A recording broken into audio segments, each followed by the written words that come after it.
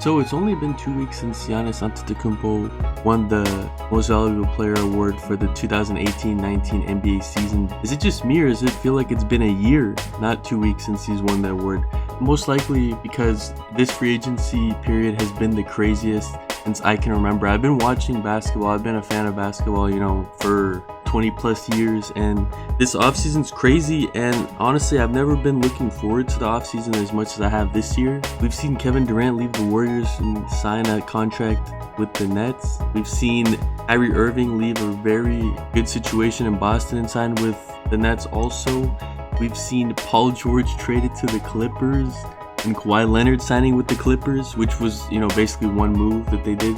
And we've seen Anthony Davis traded to the LeBron James Lakers, so that's probably why it feels like it's been so long, but in actuality, it's only been 2 weeks since the award has been given out. I want to share with you guys my predictions as of right now for the 2019-2020 NBA season, who's going to win the MVP, and I want to give you guys reasoning for each selection, why I put them in a certain order. But obviously these things can change as the season moves forward or free agency moves forward. But I feel like as of right now, all the big free agents have already chosen their team. So I feel pretty confident that the teams are going to be structured a certain way moving forward. So let's go ahead and get started. But first, I want to give 5 honorable mentions that don't make the realistic top 5 for me, but they could still have a good chance. It's possible. First, we have Kyrie Irving.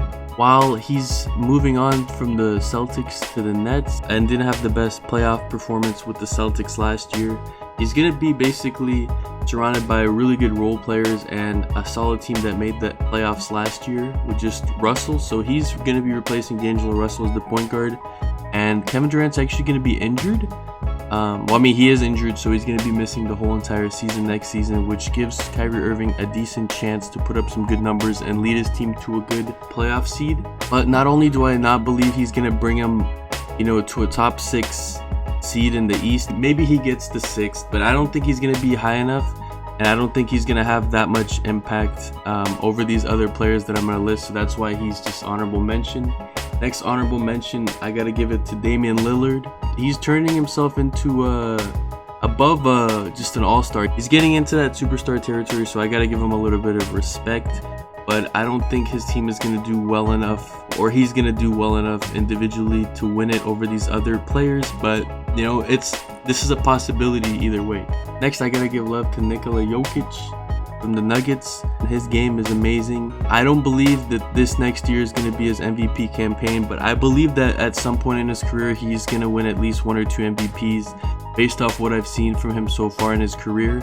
But I don't think next year is going to be that big jump for him, but it's possible. Next, we got LeBron James and Kawhi Leonard, and the reason I don't believe these 2 players are going to win MVP next year is because they're both going to probably rest during the regular season. I think they're going to miss too many games in the regular season doing load management in order to be awarded this award, and also they have a second superstar with them that could take some of the shine away from them, especially for LeBron James at this part of his career. He's going to be in his 17th season. He's going to be 35. He is 35 years old, so I think he's going to give a lot of the regular season shine to Anthony Davis, and that's probably going to be what's best for the team in order to succeed.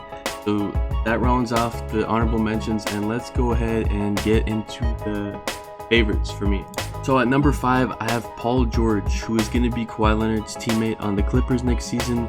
And why I have him in the top 5 for favorites for MVP is last year he had his best season. Who would have thought that after his serious injury he would come back even stronger than he was on the Indiana Pacers? Last season he averaged 28 points a game, 8.2 rebounds, 4 assists and 2.2 steals, shooting a scorching 39% from 3 and 44% from the field.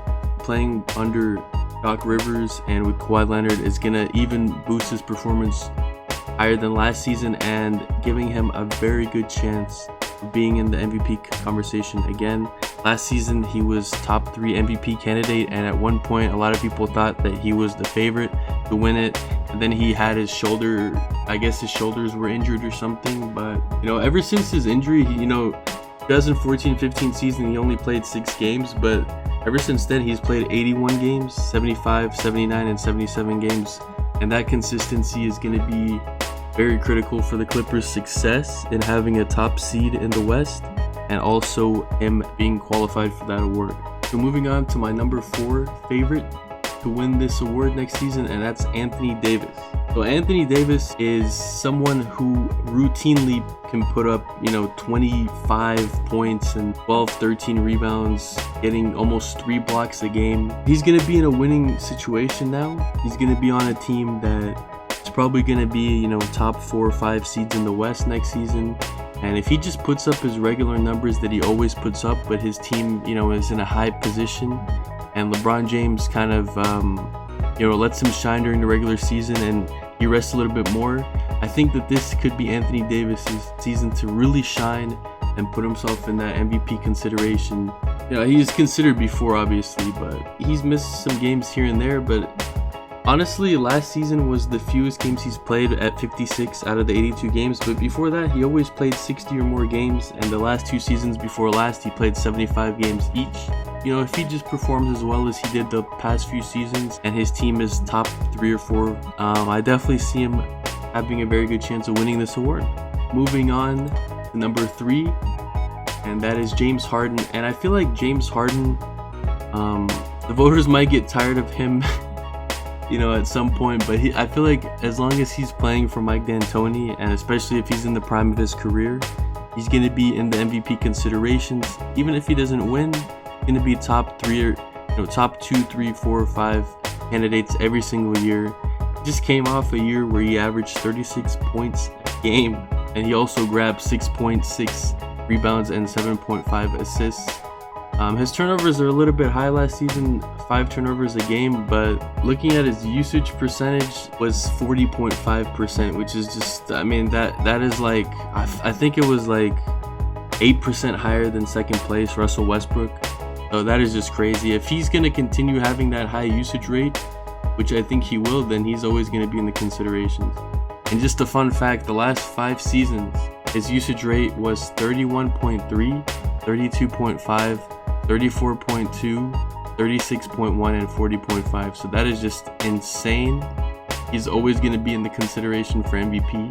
Now moving on, Giannis Antetokounmpo. Only 24 years old, and last season he put up a crazy stat line of 28 points a game, 6 assists, 12.5 rebounds, 1.3 steals, and 1.5 blocks.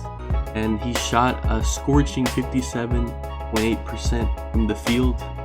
If he gets his 3-point shooting up, from he was shooting 25% last season, but if he can get that up to like even 30%, he's going to be scoring 30 points a game. And everything that he adds to his arsenal for offense and defense is going to boost him. So I definitely think there is a very, very good chance and a very high possibility of him repeating, going back-to-back MVP, especially if the Bucks do similarly well. Big shout out to him for winning it in this past season. So the player that I believe has the best chance of winning the MVP award next season is Steph Curry. Now, I'm going to give a few reasons as to why. And the first reason is, since he won his back-to-back MVP awards in 2015 and 16, his numbers every single year are good enough to be in that MVP consideration, even with a second superstar, Kevin Durant, on his team. And when you have 2 superstars on a team, they take each other's shine away. Even though Steph Curry was in the MVP discussion, he was like top 5 or 6 candidates every single year. He's in the back of your mind, but you can't fully, appreciate him or give it to him just because there's Kevin Durant. Without a second superstar, you take some of that shine away. This sets the scene for Steph Curry to win his 3rd MVP of the regular season. And also with Klay Thompson missing at least until January or February, he's not going to be back until at least that point of the season, and then he's going to have to work his way back into playing shape, just because when you tear your ACL, that's a crazy recovery. So he's going to be the primary option, and his secondary option, Klay Thompson, is not going to be available until mid-season. So we've already seen what Steph Curry can do when he's the only star on the team, when he's the only superstar on the team. We've seen him put up 30 points a game, shooting 50, 45, and 90 from the field goal, 3-point percentage, and free throw. And this was actually before they changed the rule that offensive rebounds, the shot clock isn't reset to 24 seconds, but it's actually at 14 seconds, which actually speeds up the rate of the game. I mean, that season where he put up 30 points and he won unanimous MVP, I think if the shot clock was 14 seconds, I mean, he could have been putting up, 32 or 33 points a game. But anyways, he is my favorite to win the award, and we saw what happened when Russell Westbrook lost Kevin Durant in the offseason. He was, putting up crazy numbers and doing well, and as long as Steph Curry can bring his team to a I will say top 3 to 5 seed in the West by himself, I think that he is a shoo-in to win this award. But obviously if he does really well and the team struggles and barely makes it to the 7th or 8th seed, I don't think that he's going to be winning this award. So this comes down to how well he can lead his team to win. But now I'm curious, what do you guys think about my list and my reasons for each player's chances of winning MVP next season? And what changes would you make in my list? What do you not agree with? What do you agree with? I would love to hear from you guys in the comment section. But for now, I'm going to wrap it up. Thank you guys for watching. I hope you guys enjoyed it. Much love from your boy Gino. I'm out. Peace.